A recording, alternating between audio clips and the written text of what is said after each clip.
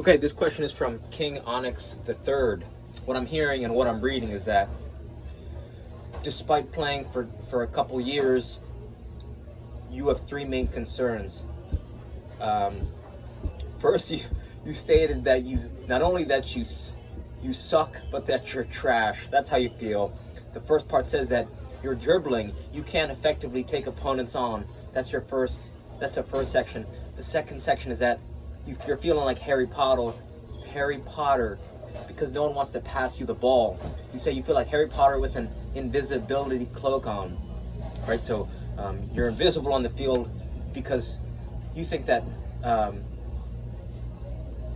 people recognize that you're a poor player. No one wants to pass to you, right? So that's why you feel like that. And the third part is you're not the fastest, but you're no slowpoke. So you actually have pretty good speed. So that's something that we can work with. And you say that on defense, you're as fast as the fastest players on the field. So I think that's actually a hidden strength that you're not taking account of.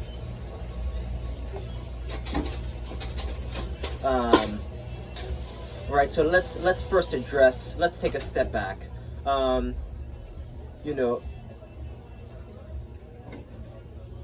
I've been playing soccer for 27 years, right? And I'm still not the player that I could become, right? So, you might not be where you want to be, but you probably have improved, and you don't realize it.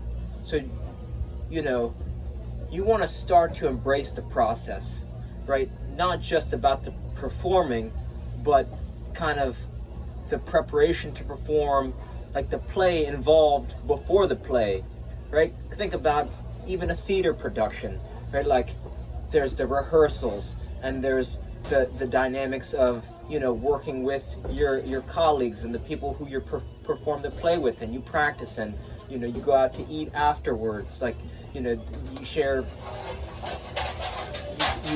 time, you're spending time with them beforehand, right? There's a it's not just about the performance. There's a story that culminates the whole experience. So think about, it's like from the time you wake up, right? Like, even to the point that you're playing with friends, there's like a lot of things that go on through your day, and every single player's, right? Like if you videotaped every single player, their whole day, even before they got to where you're going to play, there's kind of like a story that's behind it, right? And if you cut all those clips together, right, everyone spends their time differently, right? So,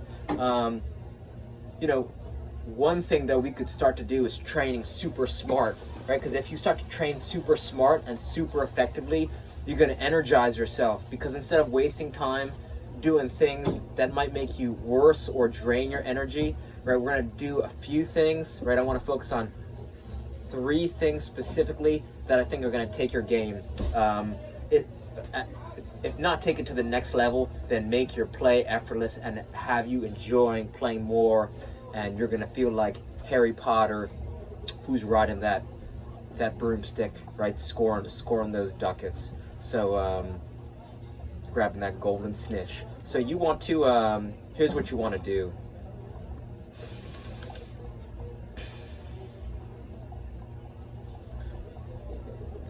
Something that I just found out in the, like I said, 27 years been playing. Something that I just found out was the last 10 minutes right before bed. If you take a hot bath or a hot shower, this is gonna put your body in an ideal state for sleep. It's so powerful that sleep researchers have dubbed it the hot shower effect, right? It's so effective at giving people great sleep. It's literally called the hot bath or the hot shower effect. So that's something that's super effortless, requires very little time, and is gonna give you great sleep. Now you got great sleep, you're gonna wake up with a lot of energy, right? So it's gonna energize your day. And then since you've been asleep for however many hours, you've been without water and you've been without nutrients. So the first thing you wanna do is get hydrated, right? Glass of water, maybe with a pinch of salt, and squeeze a lemon, some lime, for some for electrolytes, right? Some vitamins, antioxidants, right? Get yourself hydrated.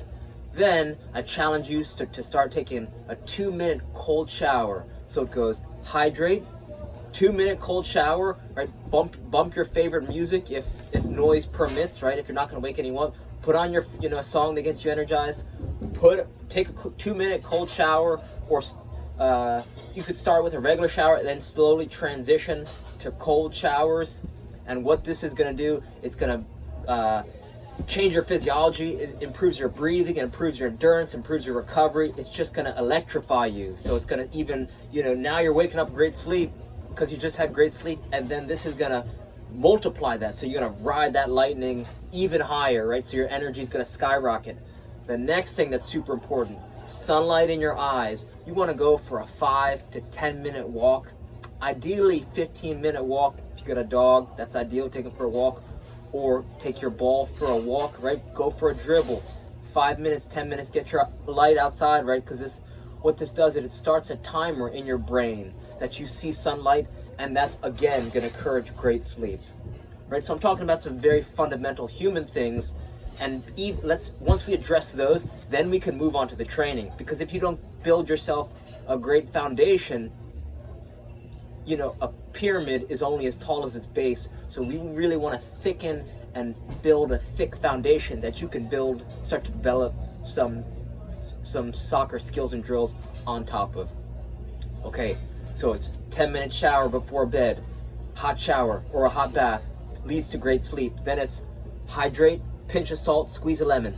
Then it's 2-minute cold shower. Then it's 5 to 10-minute walk, ideally 15-minute walk or 30-minute walk if it's cloudy. But just getting yourself outside after doing those two things, hydration and cold shower, is already going to put you on a path. Like, I wish I knew this when I was like 6 years old, 7 years old. That's how, I've been playing soccer since I'm 5 years old, and I've only finding this out after 27 years, right? This is Dr. Andrew Huberman's routine, right? His nighttime and wake up routine. Then the next thing is like, okay, your mentality, right? Let's switch the script. Let's say, right, it's like you got to start to think of yourself like Yoda, or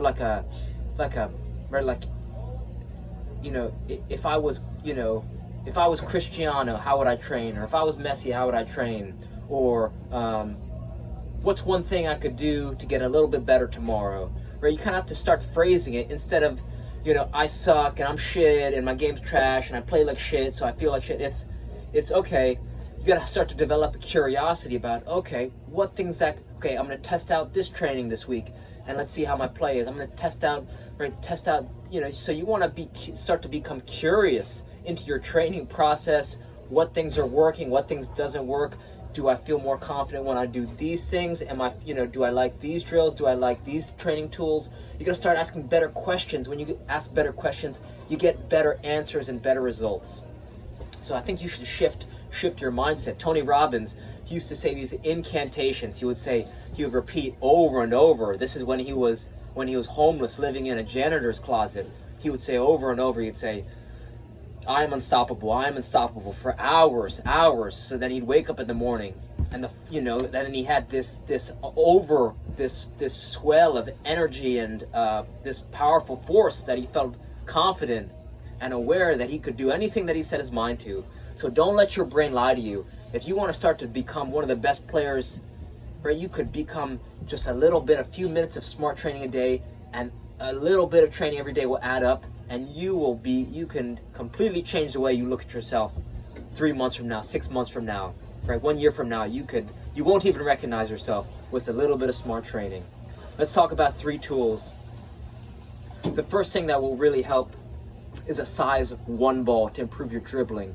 You want to invest in a size 1 ball because the time and energy exerted on a size 1 ball will multiply your efforts in ball skills mastery and dribbling sequences that'll make you a more effective dribbler, right? So just that one little hack is going to multiply the benefits and the results that you can see. So you want to invest in a $10, and you want to literally bring this around with you everywhere, right? You should be on a perpetual soccer vacation. Whenever you can walk, you're dribbling. If you're watching a TV game, you're doing ball mastery drills. If you're walking to the mall, to the park, to school, to work, you're bringing a ball with you and you're getting touches, just sneaking in touches, right? To a point where you're not even thinking about dribbling. It just becomes a part of your nervous system. So that when you're in the game, you're not thinking about dribbling opponents, you're just dancing around defenders, right? So that I want to start to instill in you this effortless training mentality where it's just perpetual play, you're having fun, you're breathing, you're relaxed, and you're getting touches. The second thing is a kick trainer, right? AC Milan, Sevilla, Ajax, right? Wesley Sneijder talks about using kick trainers. Multi-million-dollar clubs encourage their players to use kick trainers. It's just a ball and a rope. My favorite is the SKLZ Solo Kick Trainer from Amazon. It's $24. It's cheap, it's portable, it's light. It helps you develop both your feet. It helps with ball striking, timing, rhythm, coordination. This is also going to help with everything, everything on the field. This is going to help with. It's really going to help develop both your feet, and it's going to tie into your dribbling abilities as well. The third thing I can't stress enough is juggling. Not all the best jugglers are great players, but all the best players are the best jugglers. You want to spend even 1 minute a day juggling different size balls, tennis balls, American basketballs, American footballs, right? Dog toys, toilet paper. Just start using different surfaces to cause adaptation, right? Create a mind-foot adaptation in your brain, right? You want to challenge yourself to adapt rapidly, and bringing a tennis ball with you everywhere, or if you start to bring that size 1 ball with you, you can start to alternate between juggling and dribbling, and you're going to see huge benefits on the field. You're going to be able to take the ball out of the air more confidently. You're going to be able to strike the ball with better technique from distance, right? I used to go to my brother's tournaments as a kid, and I'm telling you, the ball wouldn't hit the ground for freaking hours and hours. But it starts with 1 minute a day, 1 juggle. Just do 1 juggle after you get done watching this, and then tomorrow do 2 juggles, and then the next day do 2 juggles, and then so it's like flossing your teeth. You start with 1, and then you're already flossing 1, so you might as well do 2, and then boom, you built that flossing habit, and boom, you built a juggling habit. So once you build the habit, then you just got to raise your volume and intensity, and then you're going to start to see huge benefits on the field. So I'm going to leave you with those things. Reach out with more questions, and I hope some of these ideas help. All right, thank you.